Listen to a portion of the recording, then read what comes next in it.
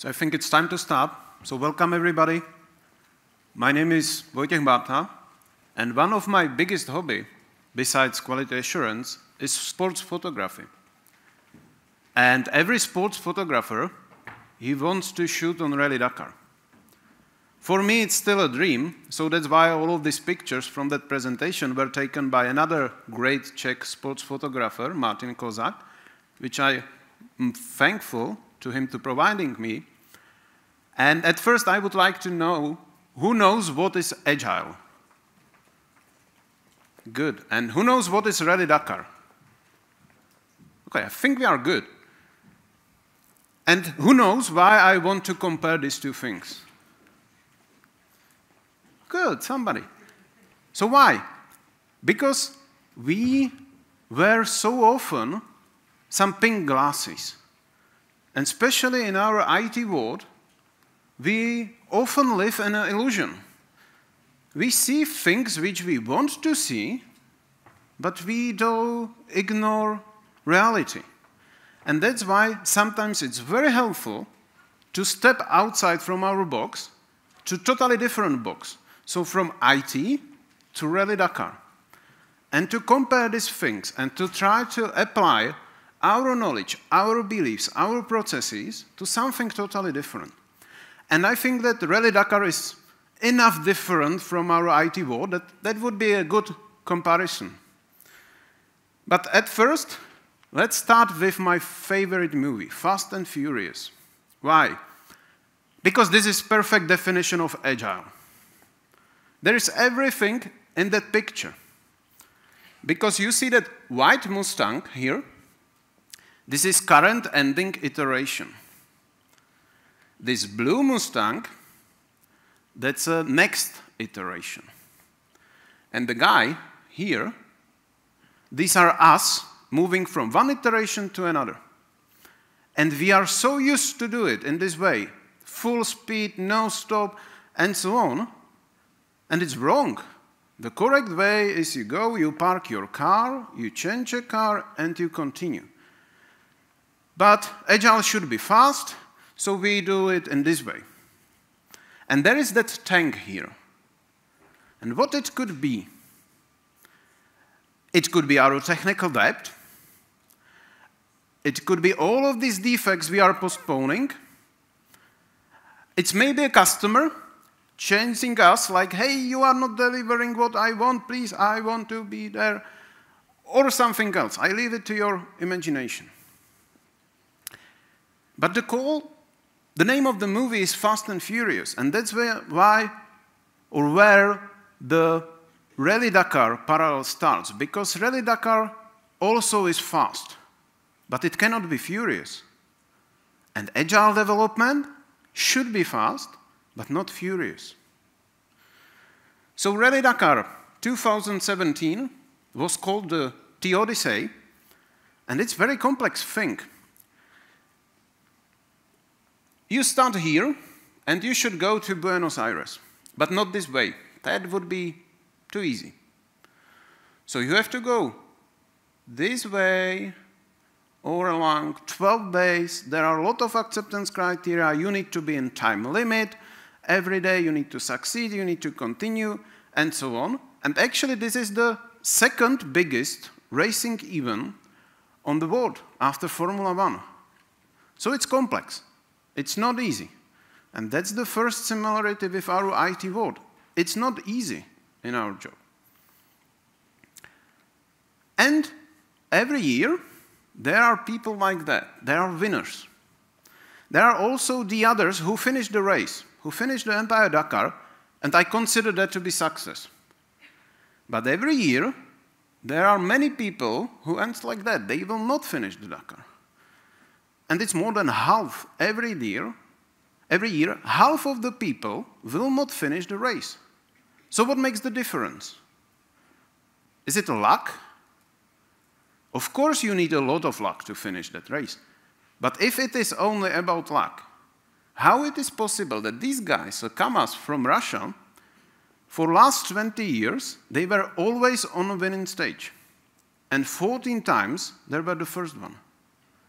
If it's about only luck, I don't understand it. There needs to be something more. And of course there is something more, because they approach it in a different way. They understand that Dakar, it's a long project. It's not about 2 weeks of racing, and they do everything to succeed. So it's about preparation, car, strategy, money, of course. Like the budget is the same as for all of the rest together. So money are important, but more important is this way of thinking long project and preparation. So when Dakar ends in January, they have maybe 1 month of vacation, and then it all starts again. So they are learning from a previous, they prepare a new car, new strategy, and then they start racing. They attend like 6, 7 different rallies before a Dakar. And there is only one goal for them, to be as prepared as possible next year on the Dakar, because the Dakar for them is kind of UAT of entire year project. So it's about the preparation. And now I would like you to imagine how it looks with preparation on your current project. So do we do everything like them to succeed? Or do we do a lot of compromises? And there is no such word as a compromise in rally. But I think that we all use compromises so often that it's like normal. It's like jumping from that car to another car. It's like another compromise. And I chose 3 of them, which I think are the most common, but also the most crazy one. So the first compromise we often do is we don't know what we should deliver. We don't know how to do it, why to do it, for whom to do it, but who cares? We plan it to the next iteration and let's see what happens. Okay. The second one is we know there are plenty of open defects, but we focus on user stories. Yeah, we fix defects later. And my favorite one, because I'm a tester, it's not testing. There was not enough time, but we deliver. We believe it works. And now I would like to imagine that you are a spectator. So you are one of these guys, you are a spectator, you are enjoying the Rally Dakar, and then somebody from that racing team came to you and said, hey, our driver is sick. Can you please drive instead of him? What would be your answer? Yes, I can. I have a driving license. It's going to be a lot of fun. Sure, I'll do it. But this is how it looks like in that car. There are some similarities. There is a steering, brake, gas, and so on, some gear, and so on. But that's all. And this is similar in our IT world. Because normal human using a computer, it's like driving a normal car. You still need some skills. But it's not so complex. But developing software, the complexity is the same as here. You have no idea, as a normal human, how to drive this car. But we underestimate it so often. We do not see that. We don't see that complexity and we say, yeah, just go. No, thank you. I don't want to die. I know that I need to know these things before I can race. And it's about a team. Everybody on the rally knows that they cannot do it alone. That there is a team, and everyone from that team, by the way, this is a Czech Bagheera team, they are well competing with Kamaz. They never beat them, but they are second, third every year, and so on. And everybody knows what his responsibility is, and so on. And because it's quite a big group of people, there needs to be a process. And I hate word process. Much better word is agreement. And it's maybe just the semantics, but agreement means we agreed about it. Entire team agreed, they built it probably themselves, they fine-tuned it, they agreed, so there is no reason to don't follow it, to cheat, and something like that. It's an agreement. If it doesn't work, revise it, fine-tune it quickly, agree again, and then follow it. And Rally Dakar is different. Our world is different. But there are two things which you will find in every area, in every company, no matter in what industry. And it's called definition of ready and definition of done. And my wife, she's a teacher, and they also have something like that. Definition of ready, definition of done, and some plans how to educate kids. So it's everywhere. So let's start with the definition of ready. It's a checklist, list of activities you need to do, you need to achieve before you start something. So in the case of the rally, good example could be there is a checklist, what has to be done before you start race. So that's one of the part. You need to prepare your navigation. Also, you need to know what is the time limit, speed limit. You need to have a fuel in your car, and so on. And it's similar in our world. There needs to be something, it's groomed, it's understood, it's sized, it's agreed, and so on. If we go to more details, I would say that we need to answer these three questions. And that is why every kind of requirement somehow has the structure. As somebody, I would like something to achieve some goal, to do something, to deliver some value. And that part, what should be done, it is less important. Because at first we need to know for whom and why. And important is that both of them are mandatory. And it sounds crazy, but sometimes we have an answer only for one of them. There are situations when we know why we should do that. It's that great idea, especially in the startups. It's a good idea, it will do that and that, but we don't know for whom. And it means if we don't know for whom, probably nobody will use that. So if you don't have this answer, don't start. And the why? It's the same. Sometimes we know it's for that guy, but there is no clear impact. You cannot say, I am doing that because that guy will do this with that, and this is the value which we will deliver.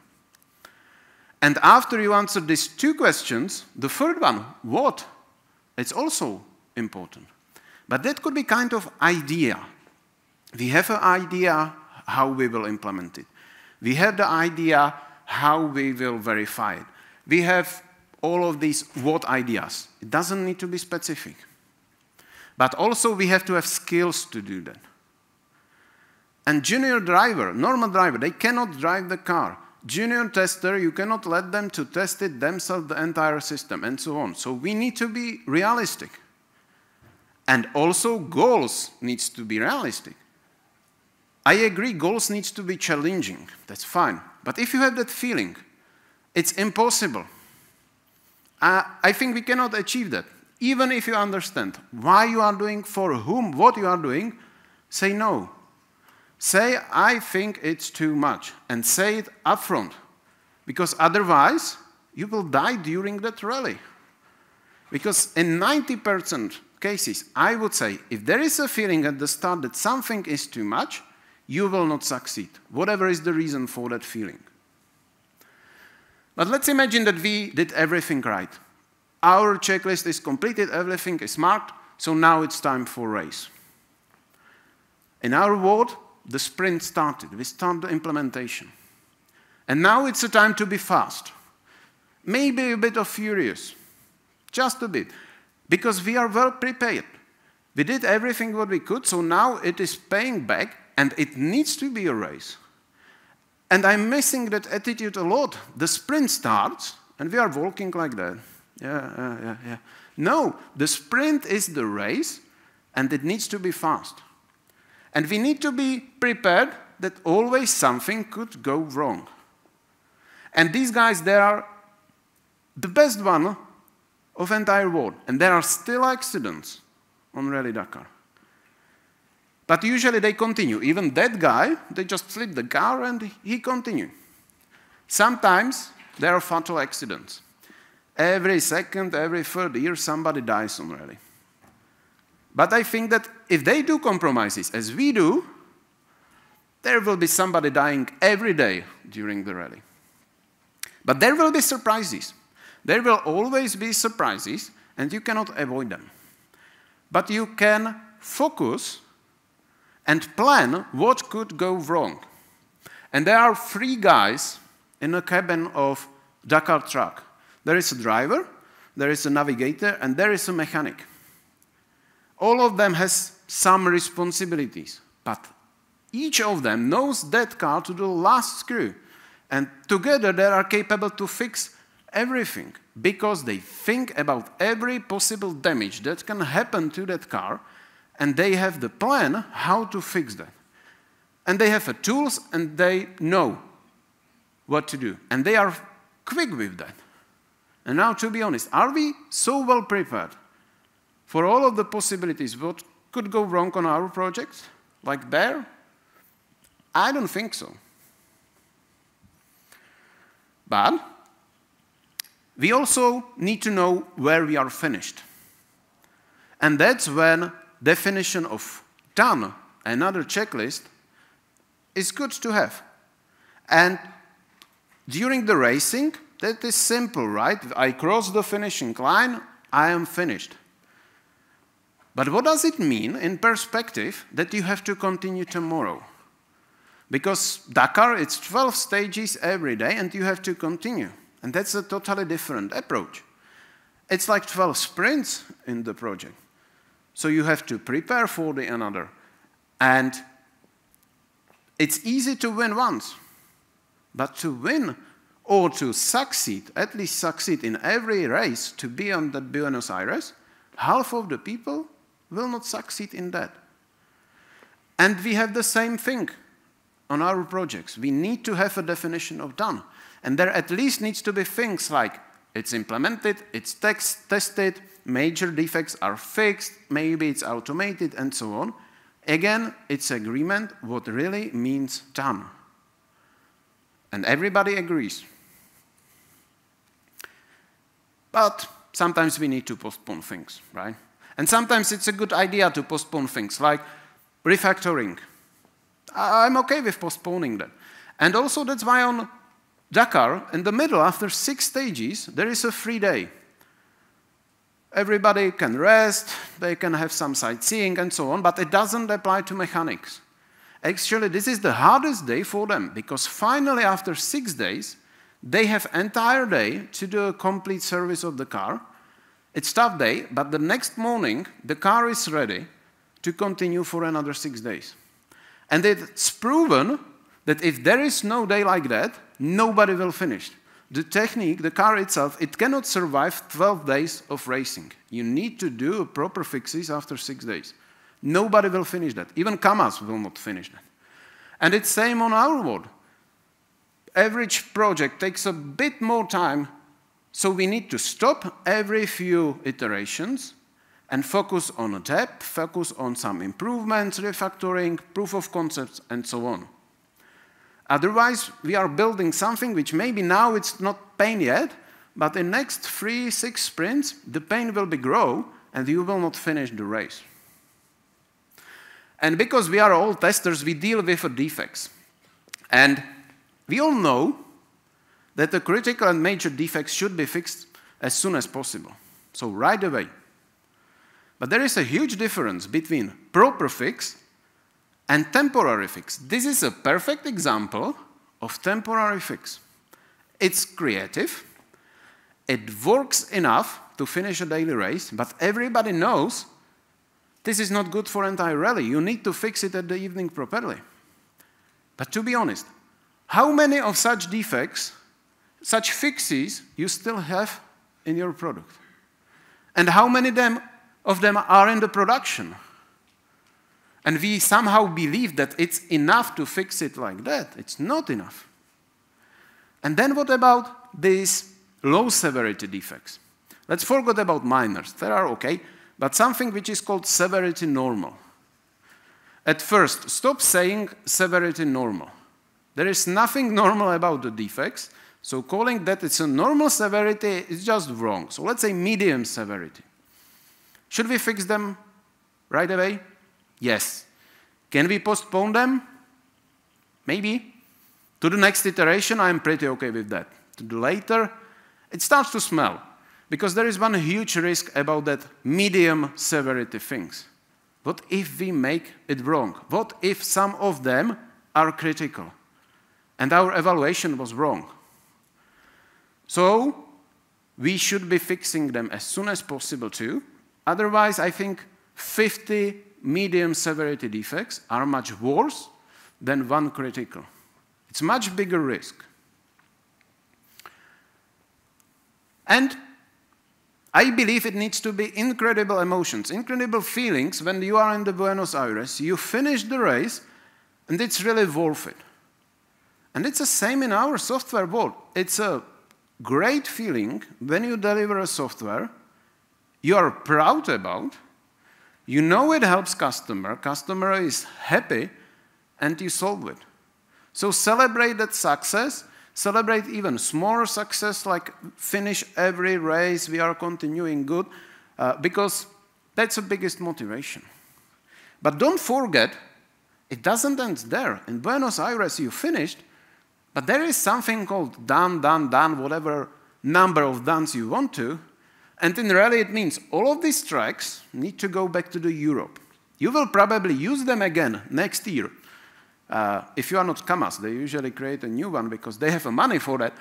But you need to do a lot of things after that winning podium. And in software development, we need to do a lot of things after UAT until production. And even after that, we usually support our projects and so on. And I always say, develop it in the way that you should support it yourself. Because that's a big pressure for you. If you throw it to some maintenance team, not a big problem. But if you should support that, that's another part of your definition of done or done or whatever. But most important, it has to be fun. And I believe that everybody on the Rally Dakar enjoys that, even it's very hard. But we spend 8 hours per day in our work. It's 1/3 of our life. And it's too long to do not enjoy it. And I don't understand that in IT. In IT, we have so many opportunities that doing something just because of work, like, hey, it's 3 p.m., I can go home finally, that's just wrong. So enjoy your work or change it somehow, and there is never too late. And there is where our story about Dakar ends. We are not like that, guys. We are more like these guys. But using stories like that is very important because you are removing the pink glasses. You see something which is now obvious because we already heard so many stories how Agile doesn't work, what are the challenges, and so on. We are not listening. Yeah, it will not happen to me. It will happen to you, but if you visualize it somehow, using a different story, it helps. So for example, when I'm saying, hey guys, is it still safe to continue in the race? My team knows what I'm referring to. So that's the power of story. And then one thing about definition of ready and done, important is, it has own evolution. It depends on the stage you are in your product. Everything starts with some idea. I want to race on a Dakar. Great idea. Yeah, I want to develop some new product. Great idea. But there needs to be some clear definition of done, how to move to another stage. So I decided I will race on the Dakar. It's a big difference. One word change, but a big difference. And there needs to be something. I probably know how to get the money. I know how to learn it. I know how to build the team, and so on and so on. Then there is that preparation. I did everything to succeed. Good. Again, some exit entrance criteria to achieve really. Dakar is now. And even if I did a lot of things, there is also legal stuff. Like you cannot just say, hey, I have money, I will go to the Dakar. You need to be accepted, you need to get a starting number, and so on. And then it starts. We spoke a lot about that phase. But that phase also has exit criteria. So where we can say, we finished, we should evaluate. So, okay, we finished the Dakar, or we didn't. But was it worth it? Now it's end. Does it fulfill this idea? Am I feeling good?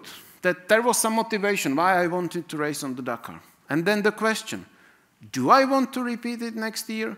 Maybe yes, maybe no. But all of these definitions, there will be quite different. If you are starting the project, you have some definition of done and definition of ready. If you're in the implementation phase, it will be a bit different too. And the last thing I would like to mention is one experiment. Does somebody know this ash conformation experiment? No. It was performed in 1950s. And the idea is that some doctor in psychology, he decided he wanted to do an experiment. And he took 8 people, put them to the same room, but 7 of them were actors. So they were instructed what to do. And then there was one real subject of that experiment. And it was quite easy. There were very easy things to do. So this is one of the real cards which were used during that experiment. So you have one card, there is a line. You have another card, and there are 3 lines. And all of the participants were asked to say which line has the same length.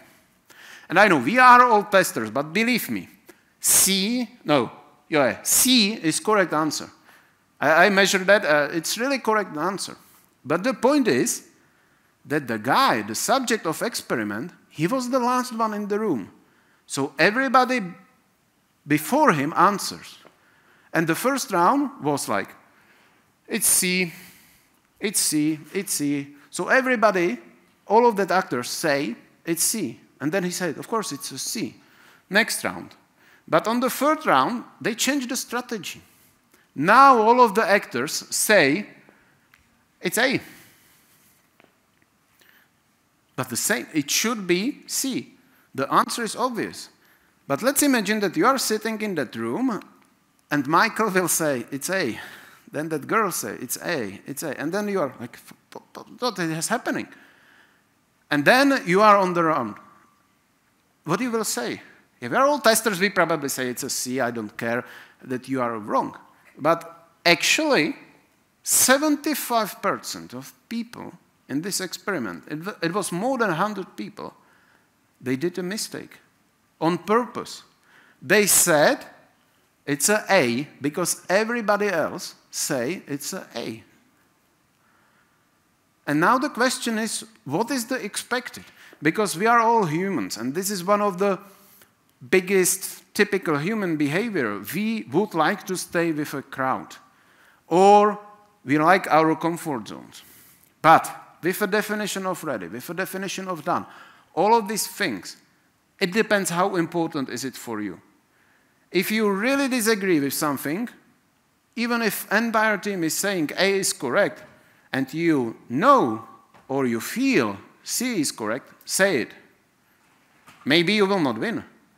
If all of these guys are saying we will do that thing, even if you disagree, you want to do that thing, you will probably do the incorrect thing.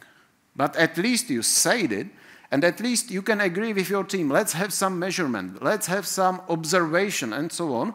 And maybe you were wrong.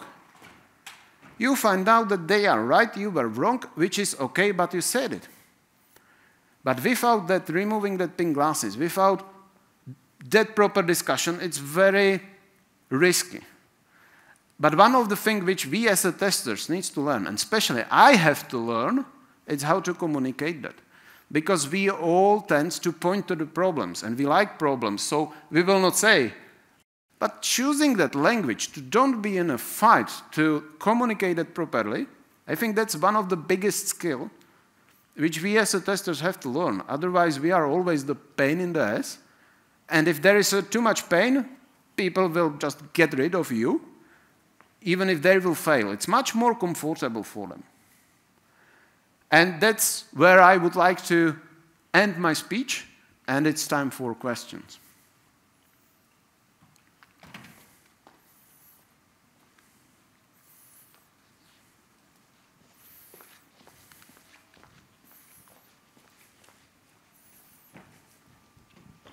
Hello, thank you for your speech. It was great. My answer or my question is, do you know that some teams deny definition of done because they can't find a correct approach how to create it? Because if it connected to the business logic, it should be done by the product owner, but sometimes product owner can't understand and can't imagine in his mind how it should work and what is the criteria of the ready of this feature. And sometimes for the teams it's a pain because nobody wants to create this definition of done because of this problem. Nobody can imagine when this feature will be done. And my question is, do you maybe know when we should, or which approach we can use, this team can use to work with this definition of done more effective, more understandable? How to look forward, how to predict the future? So the first myth is the definition of ready and done should be created by one role. If it is a tester, business owner, whatever. It's a team agreement. And everybody needs to cooperate because for a product owner, done means something else than for a tester, than for a developer. But all of them together, it's a definition of done. And that's why, for example, on the rally, they have something really like a definition of done. And it's a bit different per team. For example, all of the teams, it's a lot about cooperation. So you are on the first place and you see somebody has a problem. Most of the teams, in their process definition, they say, we will help him. Not Kamas, sorry. They say, we don't care. And they all agreed about that they would like to follow this. Is it a right decision, bad decision? I don't know. It's a race, but they agreed. And that came maybe from their owners, because they want to be first. So, yeah, definition of ready, done, it needs to be agreed by everybody. In the different phases, when you have a start of the project, you agree about something, you follow it, it doesn't work, you revise it, but everybody needs to agree. And then they own it, and maybe start with a small pieces. If you download the definition of ready from, or done from airplane industry, and you want to follow it, nobody is with you, and it's a suicide for you.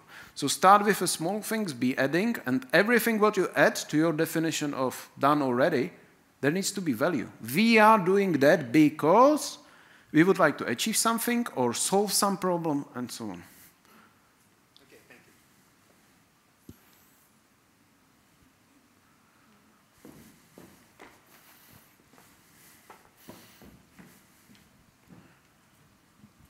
Hi, thank you so much for your presentation. I quickly wanted to ask how much flexibility is there in your team in the definition of ready, because I have had several occasions where we want to develop something, but we are missing access to some other system, for example, and they say, oh, we will get it in a couple of days, let's just go. So do you allow such?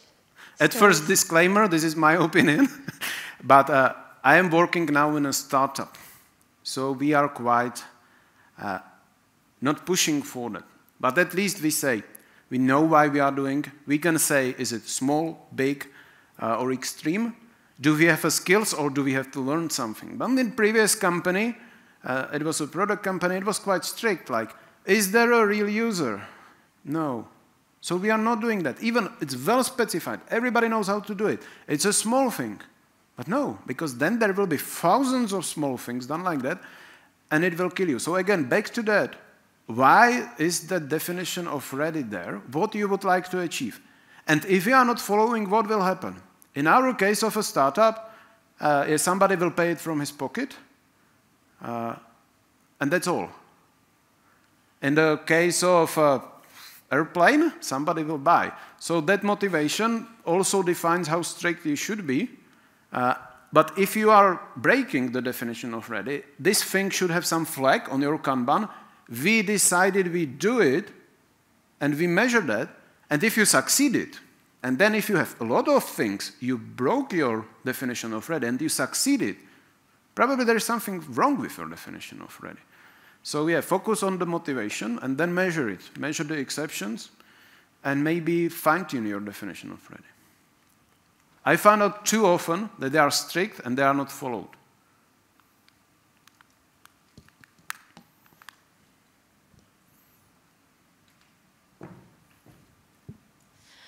Hello, thanks for your speech. Really, in my project, there is some problem with definition of ready because the customer is included in this process. And for example, we have definition of ready for the USs, but then some of the points are not done. But then our manager tells, okay, that's our customer, don't be so strict, be more friendly. Yeah, we can't be so bad guys for them because they are paying us. So what is the maybe best idea how to tell the manager that it's really important? It depends on what point you are breaking. If you are breaking, we have no skills and you will not succeed. If you are breaking something and you think if we don't do it, there is no risk or low risk we will not deliver, then yeah, break it. And see, and maybe remove that point. And one thing, I wish my customers are part of my definition of ready. And maybe you don't need to be too strict to that things when you know they are beneficial. There will be small risk if we are not following them, so it's the higher level, then yeah, break it. But also maybe discuss this in a different words with a customer, like why is that thing in definition of ready? Because typically they don't understand. Ask them, what is their definition of ready? Say like, you can add things here, we will do them because it's an agreement. Thanks.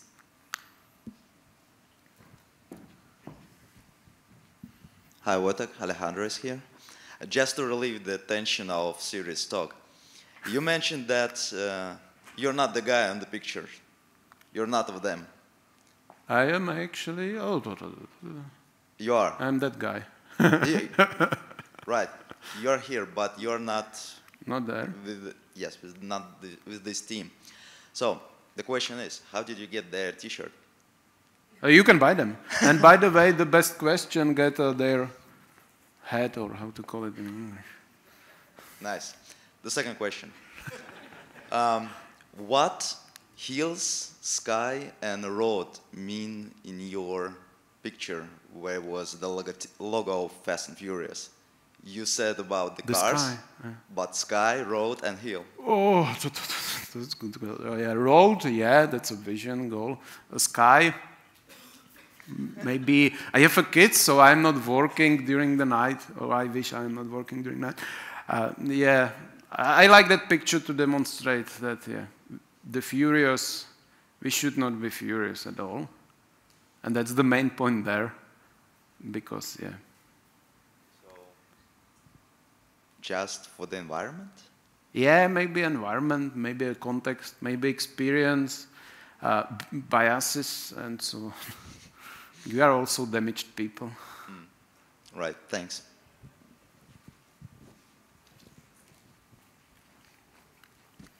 Hi, and thanks for the presentation. You said that many medium defects may be more important or worse than one major one. But how do we get to convince everybody else about it? You can have a lot of good examples, like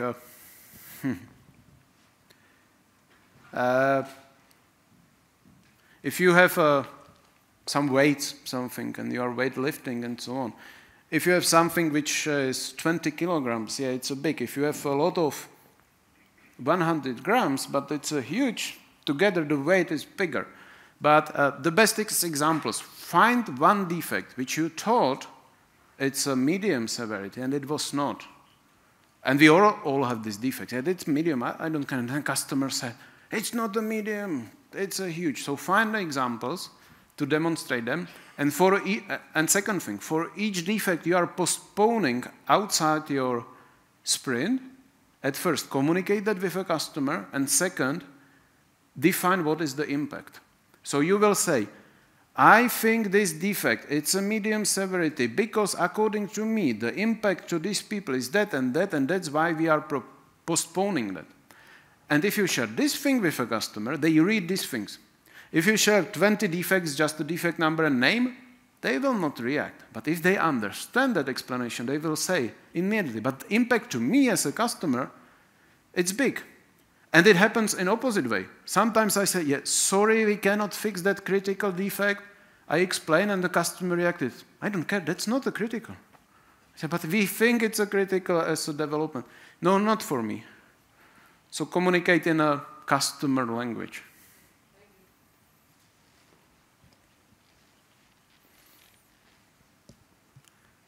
Okay.